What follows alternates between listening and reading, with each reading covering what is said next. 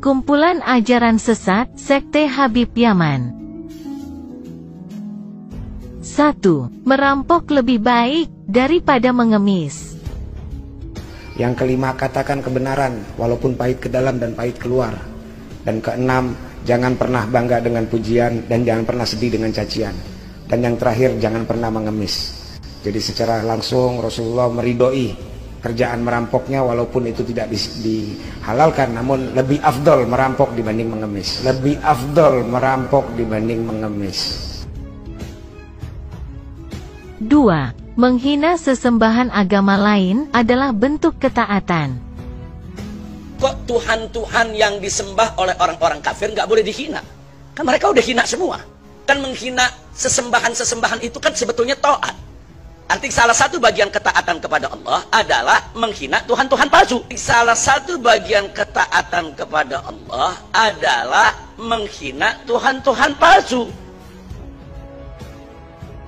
3. Berbuat maksiat dan tidak perlu ibadah, yang penting cinta Habib, pasti masuk surga.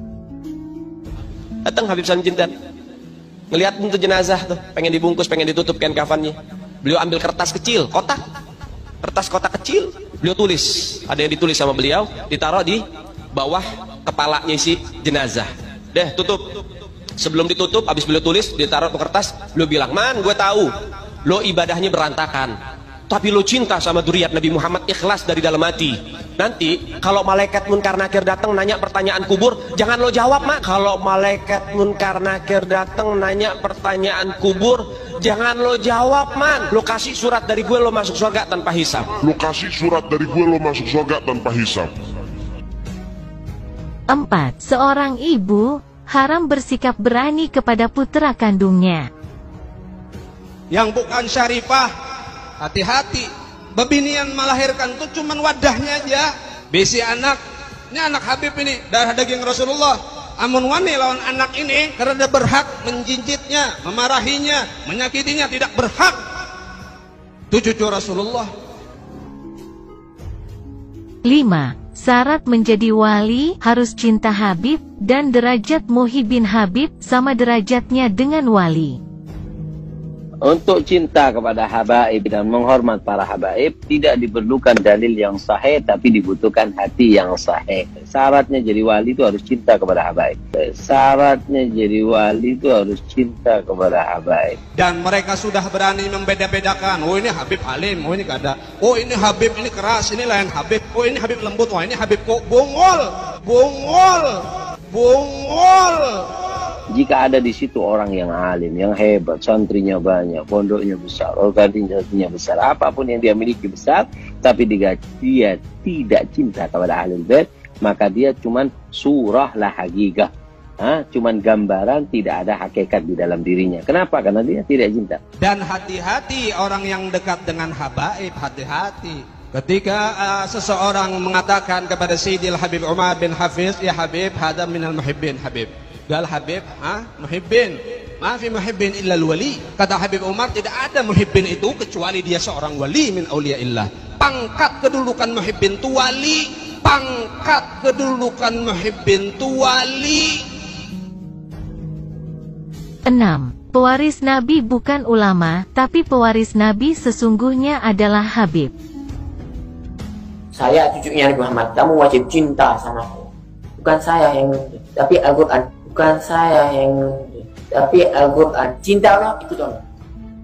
Kenapa? Pewarisnya Rasulullah itu tetap nomor 1 sampai kapanpun anak turunnya Nabi Muhammad. Pewarisnya Rasulullah itu tetap nomor 1 sampai kapanpun anak turunnya Nabi Muhammad. 7. Mengikuti Al-Quran sesat jika tidak mengikuti Habib. Kalau bahasa sekarang, ini Nabi dan keluarganya, ulama itu pengawalnya. Karena itu, kau ngikuti pengawal, itu mereka mengawal keluarga Nabi. Itu ngikuti Al-Quran tapi nggak ngikuti habaib, keluarga Nabi SAW, ahlul bait Nabi, ente juga sesat. Hati-hati, kalau sudah mulai ada buhut, berarti kamu sudah meninggalkan satu daripada taqolain, dan kamu akan sesat, pasti akan sesat. 8. Menambahi rukun iman menjadi 7, yaitu iman kepada Habib. Orang yang sudah tidak percaya sama habaib, itu kafir.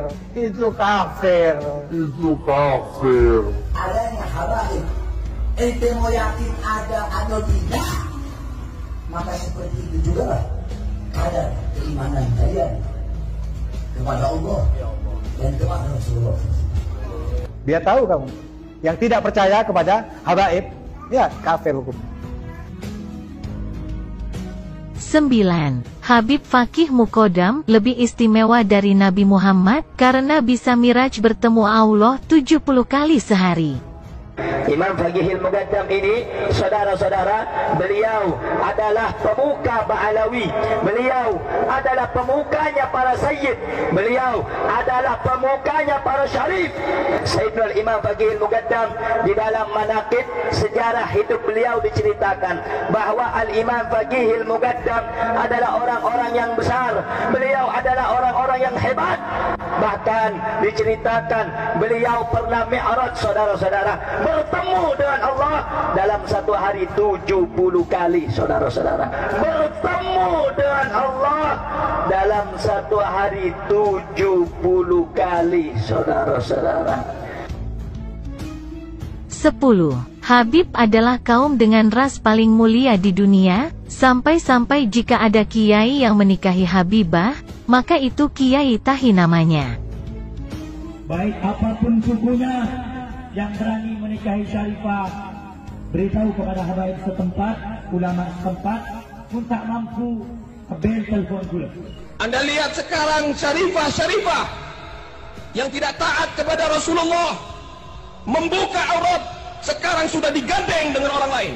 Kita berani mengentengkan Syarifah, bahkan berani mengawini Syarifah.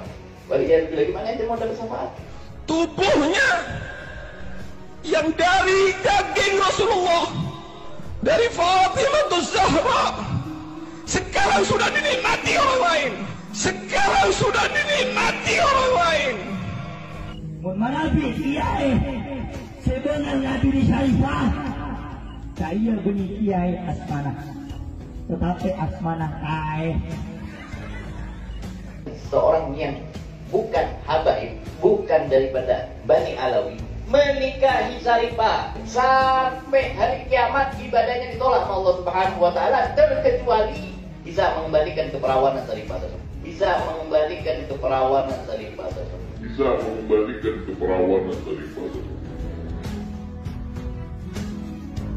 Demikianlah kumpulan ajaran sesat sekte Habib, yang sebenarnya masih sangat banyak jejak digitalnya jika Anda mau menelusurinya. Salam waras untuk seluruh umat Islam bangsa Nusantara.